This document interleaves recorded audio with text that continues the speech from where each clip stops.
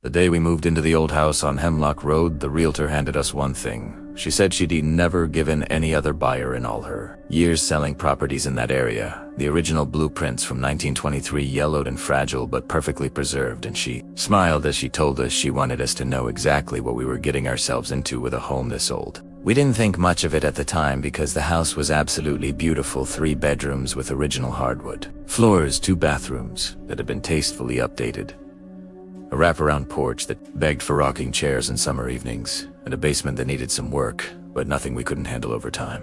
The blueprints showed everything matching perfectly to what we could see with our own eyes, every wall exactly where it should be, every window letting in the right amount of light, every door opening to the room we expected, all of it accounted for.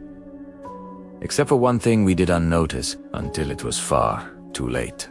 About a month after we settled in and started making the house feel like home, our 4-year-old daughter began waking up at exactly 3 o'clock every single morning without fail, and we would find her standing at the top of the basement stairs in her little nightgown, just staring down into the darkness below, like she was waiting for something to come up and meet her. When we asked her what she was doing out of bed at that hour, she said in that calm, matter-of-fact way that only young children can manage, "The knocking woke me up."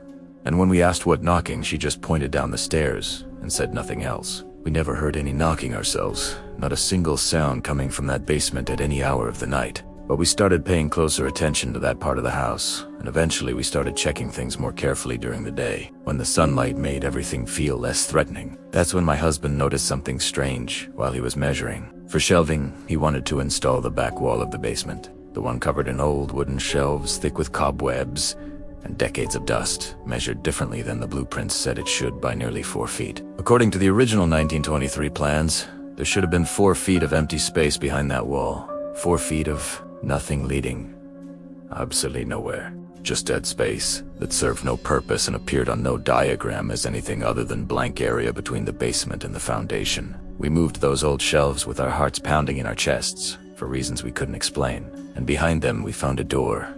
Not a modern door, but old wood, dark and heavy, with a black iron handle that had turned green with age and dust so thick it looked like it had even been touched since the house was first built. There was no lock on that door, just a handle that turned dizzily in my husband's hand, like something had been waiting for us to find it. Like something had been making sure it stayed ready for the day someone finally moved those shelves aside. We opened it and found a room, a fully furnished room hidden behind a wall that didn't exist on any blueprint, with a bed that had sheets so fresh they looked like someone had just made them that morning. A nightstand with a glass of water still sitting on it, like someone had taken a drink and set it back down moments before we arrived.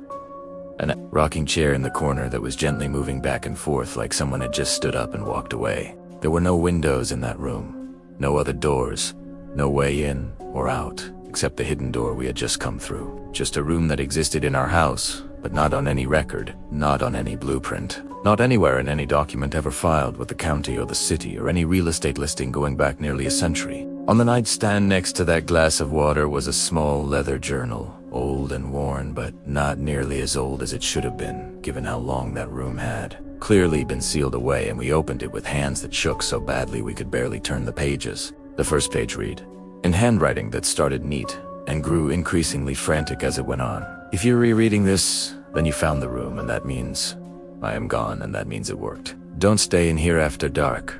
Don't let us see you leave. And whatever you do, don't read the walls by candlelight. We looked at the walls then and saw that they were absolutely covered in writing, small, cramped, frantic handwriting covering every single inch from the floor to the ceiling, names and dates and desperate messages in one phrase repeated over and over again in a dozen different styles of handwriting across a dozen different sections of that terrible room. It comes through the floor at midnight. The last entry we found was written directly above the bed in letters larger than the rest, and it said, November 3rd, 1923. It took my wife tonight. I heard her calling for help from under the house, but when I opened the basement door, she was standing in this room, smiling at me with a mouth that opened too wide. I locked myself in here and I won't open the door. Not for her, not for anyone. If you're reading this, don't trust the ones you love after dark. They might still look like them, but they're not. We moved out the very next morning before the sun was fully up. We didn't unpack our clothes or our dishes or any of the things we had spent weeks carefully arranging. We just grabbed our daughter and our important papers, and we left everything else behind without looking back even once. The realtor called a week later asking if we had forgotten something important because a cleaning crew she sent to prepare the house for new buyers found a door in the basement AD never noticed before standing wide open, and inside that room the bed was unmade. Now, like someone had slept in it recently, and on the wall above the pillow written in fresh ink that was still wet when they found it was today, S date, and written right beneath it was our daughter S name.